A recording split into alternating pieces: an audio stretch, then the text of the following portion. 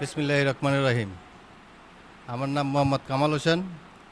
আমগো শূন্যটাঙ্গা ইউনিটের সভাপতি আমি ৭০ নং ওয়ার্ড, ডেমরা থানা, ঢাকা মহানগর দক্ষিণ। আমাদের এই ১৭ বছরে যেই আমরা নির্যাতন হয়েছি, এটা মনে করেন বইলা প্রকাশ করার মতো না, হ্যাঁ, শেষ করার মতো না।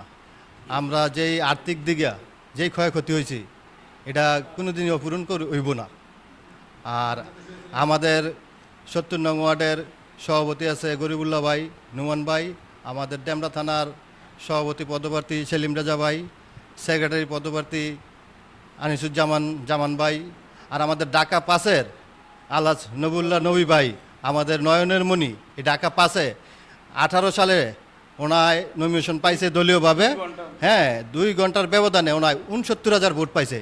হে আশাবিদে আমরা এইবারও আশায় আছি আমাদের ঢাকা পাসে নবুল্লাহ নবী ভাই নমিনেশন পাইব, আর আমরা নবুল্লাহ নবী ভাইকেই জয়যুক্ত করব। হেই প্রত্যাশা নিয়ে আমরা কাজ করা চলতেছি। আর আমাদের এলাকায় এই শূন্যটাঙ্গা ইউনিটে জনগণ আমাদের ভালোবাসা আমরা দিছি, আমরা জনগণের কাছে জনপ্রিয়তা আছি।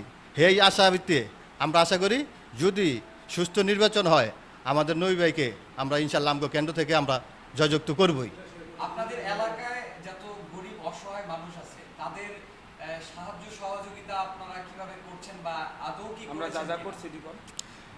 আমাদের এই রমজান মাসে যে আমাদের এলাকায় এই যে গরিব মানুষ যারা আছে, আমরা অন্য বাইরের থেকেও কিছু আমরা নিজেরা চাই আনছি, আমরাও নিজেরা বইরা আমরা আমগো এলাকার গরিব দুঃখীর মাঝে হ্যাঁ বিলি করছি। কিন্তু তারপরও সবার মন তো আর বরান যায় না, আমরা যতটুকু পারছি আর কি আমরা সাধ্য মতো আমরা চেষ্টা করে গেছি আর কি, দিয়ে গেছি। এলাকা থেকে যদি আপনাকে 2টা-3টা বাজে, রাতের 2টা-3টা বাজে যদি কল দিয়ে বলে যে একটু সমস্যা হয়েছে, তো সেক্ষেত্রে আপনি পদক্ষেপটা কি নিতে পারেন? না, আমি আমার মোবাইল 24 ঘন্টার ভিতরে আমি 1 ঘন্টা মোবাইল বন্ধ রাখি না। আমার যে কোনো সময় কল দেয়, আমি যে সেই টাইমে উপস্থিত থাকি আর কি। আমি এই যে গতকালকে একজনের জামেলা হয়েছে, আমি ভেঙে দিছি। কেন আমগো এলাকায় এই শূন্যটাঙ্গা ইউনিটে যেই সমস্যা হয় আমারই জানায় আগে।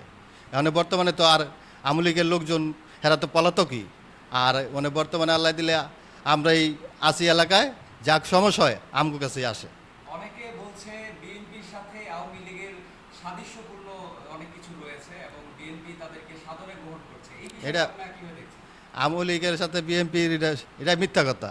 আওয়ামী লীগের সাথে আমগুলোকে তো কোনো সম্পর্কই নেই। আর ওরা আমগরে যেই হয়রানি করছে এই মিথ্যা মামলা দিয়া, ওগুলোকে তো আমরা কোনো দিনও আপোষ করবো না। দিন শেষে আপনাদের সামনে যে নির্বাচনটা, এভাবে আপনি কিভাবে দেখছেন নির্বাচনের দিক?